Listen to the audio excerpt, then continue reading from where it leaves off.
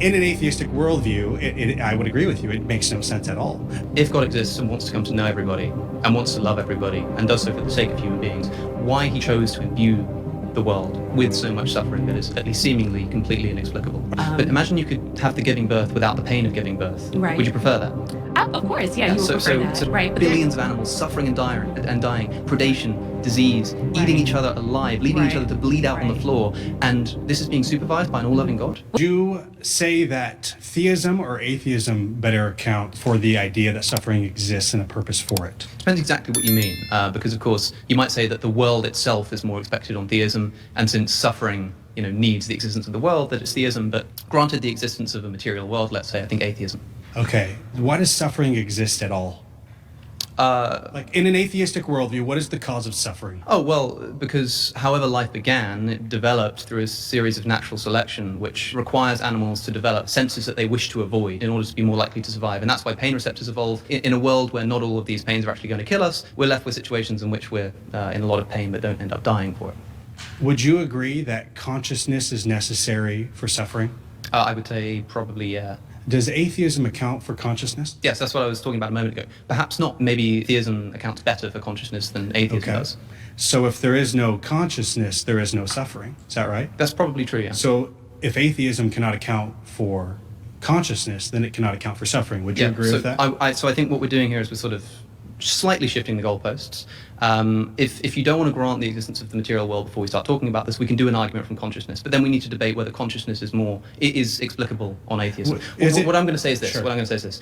Consciousness may seem to imply the existence of a conscious creator of the universe. We're here talking about, I suppose we're talking about Christianity, and the claim was about God. But the God that you believe in, let's say, if we grant that there is a creator deity who sort of brings about the universe of conscious creatures, have you ever heard of the evil God hypothesis that Stephen Law popularized or came up with? Tell me it. So the idea is that, like, imagine that there's a God who brings about the world and creates the world, but does it maliciously because he wants human beings to suffer.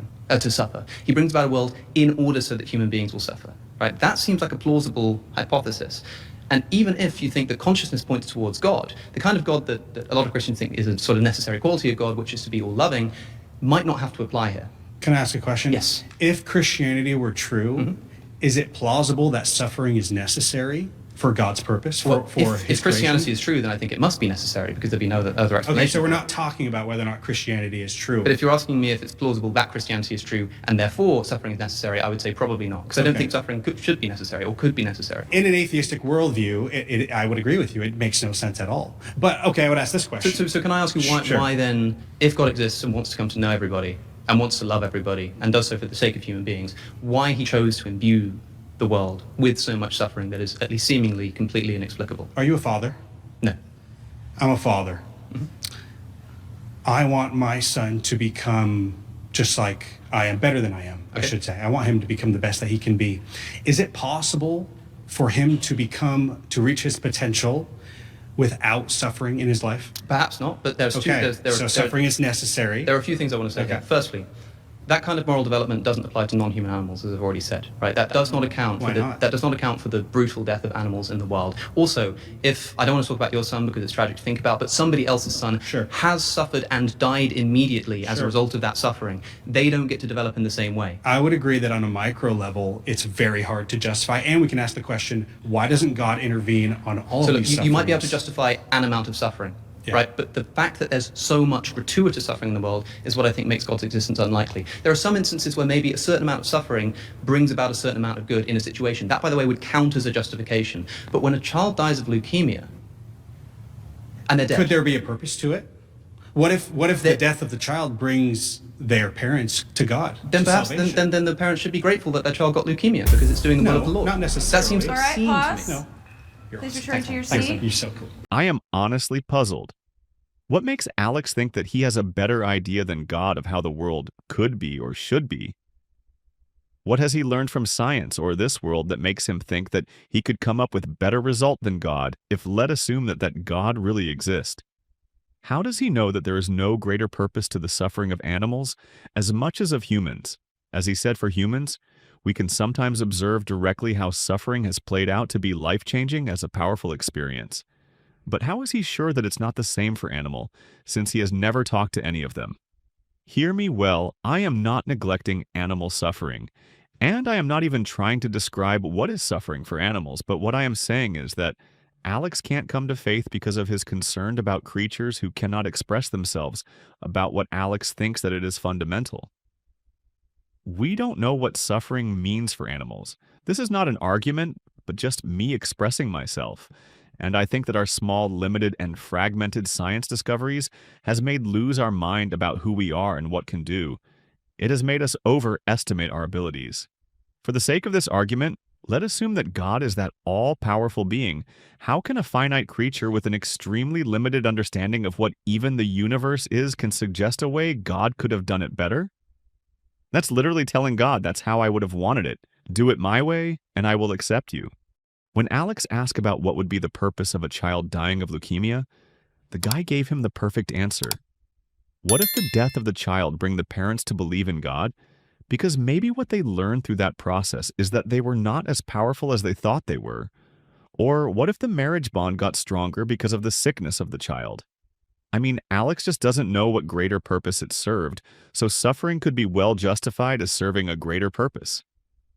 In this case, that's why he has to talk about the animal suffering. Even in the case of animal suffering, I mean, Alex can't talk to animals to have their opinions. The fact is that animals do possess sentience, the ability to feel, perceive, and experience, but not at the same level or complexity as humans. So he might not fully know how animals fully interact with pain and suffering. If we are given the ability to think and write on it, it's because of our abilities. Animal can't express it as we don't have a full understanding of what it means for them. Repeat your claim one more time. That suffering is unexpected if a good God exists. Unexpected. Mm-hmm. So when you say unexpected, like you're caught off guard by it, or you're expecting like all good things to happen over That time? if I assume that there is a good God supervising, invigilating the universe, that I would not expect to see so much suffering. Right. So And much gratuitous, seemingly unnecessary suffering. Right. And you know, the most beautiful thing is that our God is not unfamiliar with suffering as he suffered himself. So would you say that there is like some beauty in suffering in some way?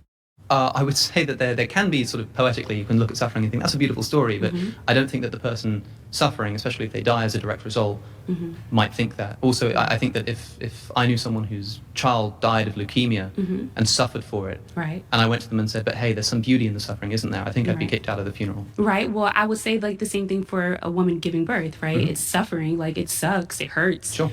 But imagine you could have the giving birth without the pain of giving birth. Right. Would you prefer that? Of course, yeah, you would prefer that. So then if God can bring about the good stuff without the bad stuff, Right. then there's no reason to bring about the bad stuff. Right. So what we have to show is why the bad stuff is necessary to bring about the good stuff. Otherwise, it's not justified. Right. Well, could you say that the result of why we suffer is because of fall of man? I would say not, because I don't believe in the fall of Right, man. true. But I also don't think that explains non-human animal suffering. The big thing that I want to keep pressing is that the theodicies that we talk about, free will, fall of man, all of this kind of stuff, Right. I don't think applies to that deer with its leg caught under the branch that's dying in confused agony.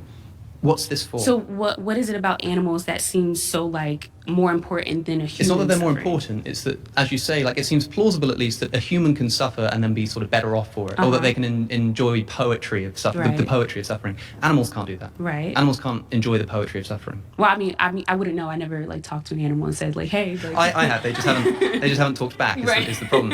But I just don't see why we would expect that God would oversee this system of Right. natural selection. Right, but Billions of animals suffering and dying, predation, disease, Right. eating each other alive, leaving each Right. other to bleed out on the Right. floor, and this is being supervised by an all-loving God. Well, do you think that's God's intention from the very beginning of creation of all things? I think that God oversees the mechanism.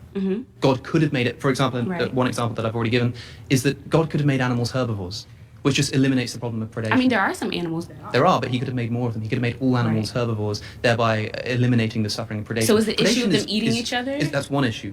That's one way that God could have sort of, I think, quite trivially reduced the amount of suffering. David Attenborough once said of his documentaries, people who complain that we put too much violence in the documentaries should see what we leave in the cutting room floor.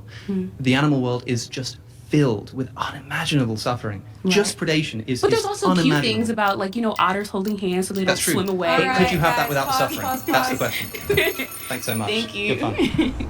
What I can conclude is that Alex won a world without suffering, which we all want.